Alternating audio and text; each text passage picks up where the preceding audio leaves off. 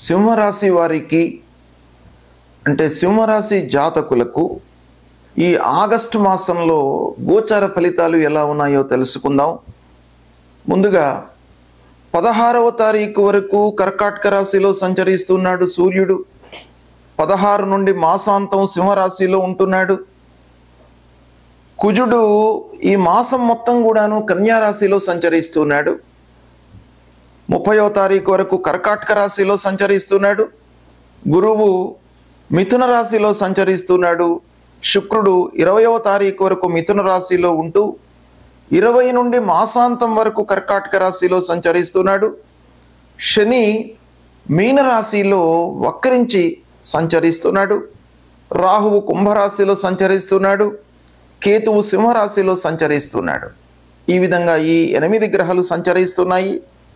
అయితే సింహరాశి జాతకులకు ఈ 8 గ్రహాలు ఏ ఏ స్థానాలలో ఉన్నాయి, గోచార రీత్యా ఆ స్థానాలకు సంబంధించినటువంటి ఫలితాలు ఎలా ఉండబోతున్నాయి అనేటువంటి విషయాన్ని మనం చూసినట్టయితే సూర్యుడు 12 జన్మస్థానాలలో సంచరిస్తున్నాడు.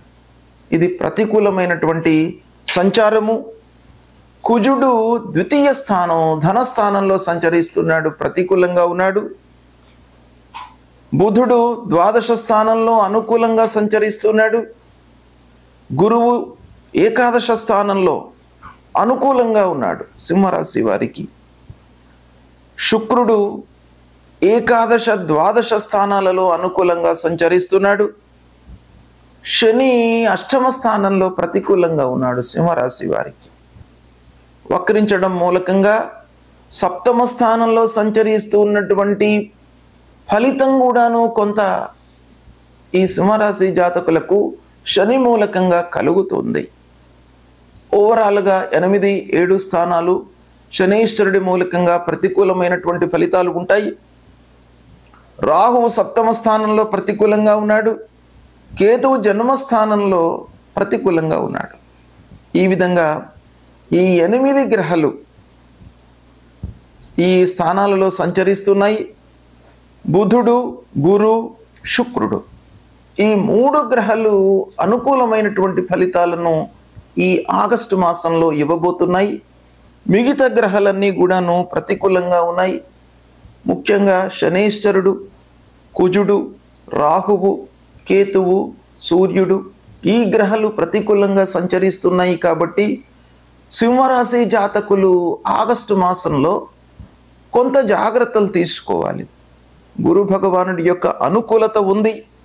గురు ముఖ్యంగా సింహరాశి జాతకులకు యోగకారకుడు.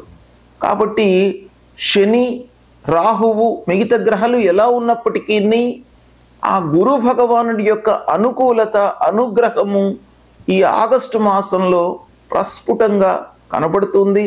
తప్పకుండా మీకు గురు భగవానుడి యొక్క అనుకూలత ఉంటుంది. అయితే ఓవరాల్గా మనం చూసినట్టయితే ఈ 8 గ్రహాల యొక్క స్థానాలు, ఫలితాలను, వారు ఇచ్చేటువంటి ఫలితాలను నెట్ ఎఫెక్ట్ ఎలా ఉంటుంది అనేటువంటి విషయాన్ని మనం చూసినట్టయితే సామాన్యమైనటువంటి ఫలితాలే ఓవరాల్గా గోచరిస్తున్నాయి.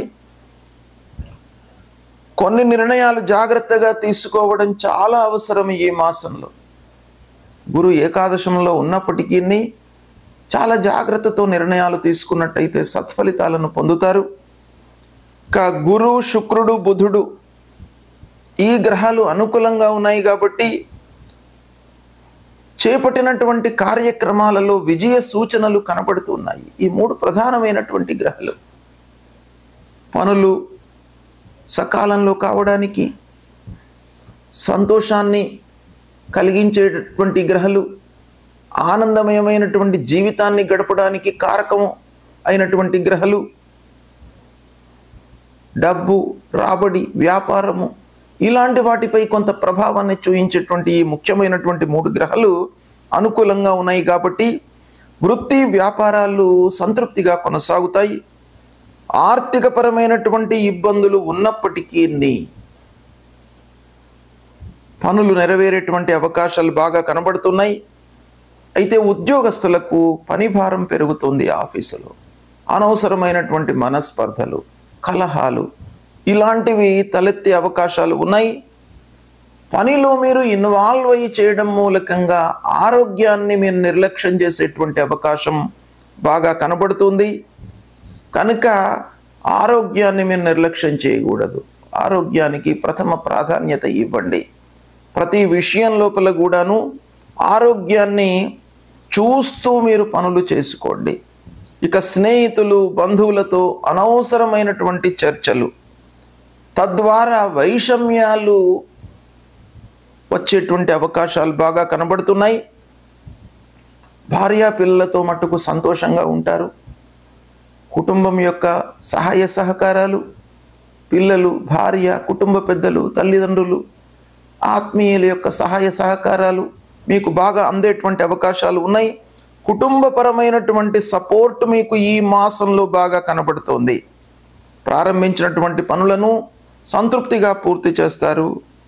కొన్ని విషయాలలో అసంబద్ధ నిర్ణయాలు తీసుకోవడం మూలకంగా ఆర్థిక భారం పెరుగుతుంది. అంటే మీరు కొన్ని విషయాలలో బ్లైండ్గా నిర్ణయాలు తీసుకుంటారు. ఎవరో చెప్పినటువంటి విషయాన్ని మీరు ఆలోచించకుండా దాన్ని అమలుపరచడం మూలకంగా మీరు ఆర్థికంగా కొంత ఇబ్బందుల పాలయ్యే అవకాశాలు కనబడుతున్నాయి. కాబట్టి బ్లైండ్గా ఎవరు చెప్పినప్పటికీ మీరు ఆ విషయాలను అమలుపరచకుండా కొంత జాగ్రత్తగా 1కి 4 సార్లు ఆలోచించి ఏం చెప్తున్నాడు ఆ వ్యక్తి, మనకు ఎంతవరకు ఉపయోగపడుతుంది, మనము చేసేటువంటి పరిధిలో ఉందా అనేటువంటి విషయాన్ని మీరు కూలంకషంగా ఆలోచించి ప్రారంభించడం చాలా మంచిది. లేని పక్షంలో ఆర్థికపరమైనటువంటి ఇబ్బందులను ఎదుర్కోవడము, రుణభారం పెరిగిపోవడము ఇలాంటివి సంభవించేటువంటి అవకాశాలు బాగా ఉన్నాయి. అయితే పిల్లల చదువు విషయం లోపల మీరు బాగా శ్రద్ధ వహిస్తారు. మంచి వారితో చర్చించి వాళ్లను ఒక మంచి స్థాయిలో నిలపడానికి కావలసినటువంటి అన్ని చర్యలను కూడాను తీసుకుంటారు. తద్వారా మీకు ఒక సంతృప్తి అనేటువంటిది ఉంటుంది. ప్రయాణాల వలన అలసట గోచరిస్తుంది. ఖర్చులు పెరుగుతాయి. ప్రయాణాల మూలకంగా ఫ్రీక్వెంట్గా మీరు ప్రయాణాలు చేయవలసినటువంటి స్థితి ఏర్పడుతుంది. ఇక అధికారులతో స్నేహంగా ఉండడం చాలా అవసరం. ఈ మాసంలో మీరు కొంత స్నేహంగా ఉన్నట్టయితే మీకు మిగతా వాతావరణం మొత్తం కూడాను మారిపోతుంది. మీకు అనుకూలమైనటువంటి ఒక అట్మాస్ఫియర్ ఆఫీసులో మీకు కలుగుతుంది. కాబట్టి హైయప్స్తో మీరు కొంత జాగ్రత్తగా అంటే స్నేహంగా ఉండండి. మీకు తద్వారా చాలా పనులు నెరవేరేటువంటి అవకాశాలు ఉన్నాయి. పనులలో ఉత్సాహాన్ని కనబరుస్తారు. ఆనందంతో పనులు పూర్తి చేస్తారు. సంతృప్తిగా ఉంటారు. రావలసినటువంటి డబ్బు మట్టుకు మీకు ఆలస్యంగా అందుతుంది కానీ లేటుగా అందుతుంది. తద్వారా కొన్ని పనుల లోపల కూడాను ఆలస్యము కలిగేటువంటి అవకాశాలు ఉన్నాయి. ఈ విధంగా మనం చూసినట్టయితే శనేశ్వరుడు ప్రతికూలంగా, రాహు, కేతు, అంగారకుడు, సూర్య భగవానుడి యొక్క ప్రతికూలత ఉన్నప్పటికీ పంచమాధిపతి అయినటువంటి గురువు యొక్క అనుకూలత మీకు ఉంది. కాబట్టి గురువు యొక్క అనుగ్రహం మూలకంగా మీకు తప్పకుండా ఈ మాసంలో కొన్ని విషయాలలో, కొన్ని కార్నర్స్ లోపల అద్భుతమైనటువంటి ఫలితాలు అందుతాయి. మీరు కొంత అనుకూలంగా అందరితో స్నేహభావంతో ఉండడం మూలకంగా పనులను మీరు కార్య సాఫల్యం వైపుకు మలుచుకునేటువంటి అవకాశాలు బాగా కనబడుతున్నాయి. సద్వినియోగపరచుకోండి. గ్రహస్థితి ప్రతికూలంగా ఉన్నప్పుడు మనము పరిహారం చేసుకోవడము, గ్రహాల విషయమై భగవంతుడి అనుగ్రహానికై పరిహారాలు చేసుకోవడము, స్తోత్ర పారాయణం చేయడము, ఆయా గ్రహాలకు నిర్దేశింపబడినటువంటి మూలమంత్రాలను జపించడము, ఆయా గ్రహాలకు చెప్పినటువంటి వస్తువులను దానంగా ఇవ్వడము, బీదలకు అన్నదానం చేయడము, నీడీ పర్సన్స్కు సహాయం అందించడం, ఇవి చేసినట్టయితే మీకు గ్రహాలకు సంబంధించినటువంటి దుష్ప్రభావము దూరమవుతుంది. ఆ భగవంతుడి యొక్క అనుగ్రహం లభిస్తుంది. ఈ క్రమంలో సూర్య భగవానుడు అత్యంత కీలకమైనటువంటి పాత్రను పోషించేటువంటి గ్రహము. అలాంటి సూర్యుడు అరిష్ట స్థానాలలో సంచరిస్తున్నప్పుడు, అంటే 1, 2, 4, 5, 7, 8, 9, 12 స్థానాలలో సంచరిస్తున్నప్పుడు ప్రతికూలమైనటువంటి ఫలితాలను ఇస్తాడు. 3, 6, 10, 11 స్థానాలలో సంచరిస్తున్నప్పుడు శుభ ఫలితాలను ఇస్తాడు. ప్రతికూల స్థానాలలో సంచరిస్తున్నటువంటి సమయం లోపల సూర్యుడి నిమిత్తమై మీరు ప్రప్రథమంగా మూలమంత్రాన్ని జపించుకోవడం చాలా మంచిది. సూర్యుడు ఆరోగ్య ప్రదాత. ఆరోగ్యము మనకు ఇండైరెక్ట్గా అన్ని విషయాలపై కూడాను ప్రభావాన్ని చూపిస్తుంది.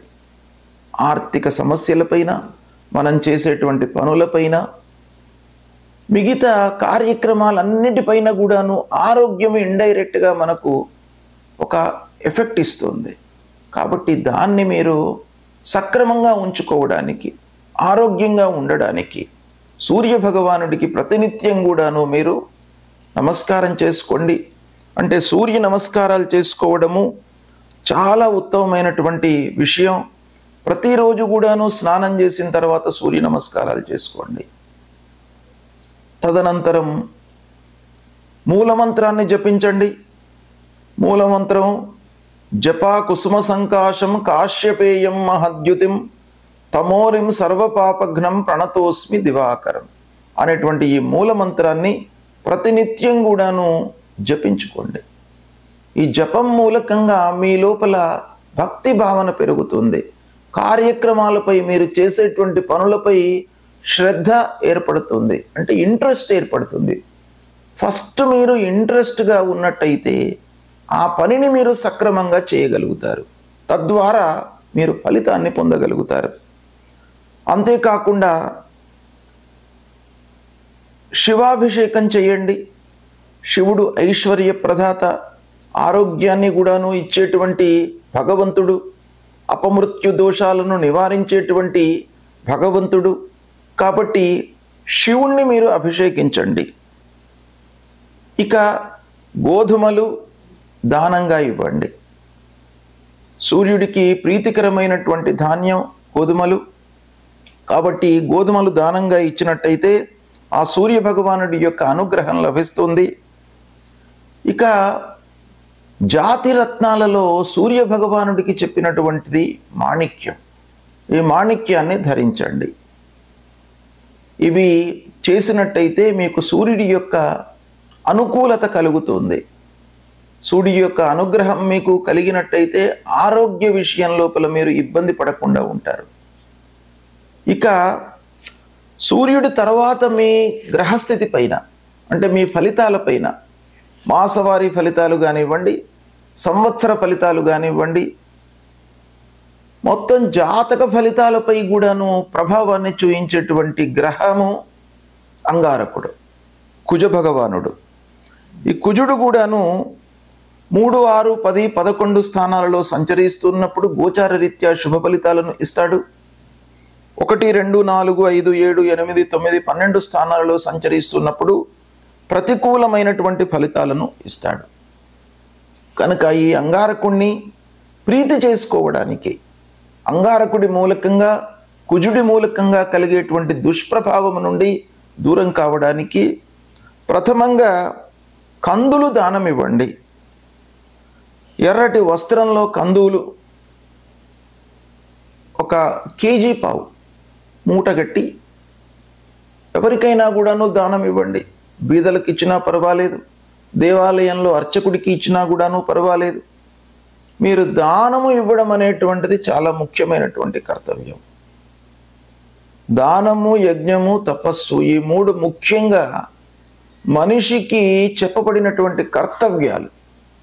కాబట్టి దానము ప్రథమ స్థానంలో ఉంటుంది. కాబట్టి మీరు ఈ అంగారకుడిని ప్రీతి చేసుకోవడానికి ఇవి దానంగా ఇవ్వండి. దాని తర్వాత సుబ్రహ్మణ్య స్వామిని పూజించండి.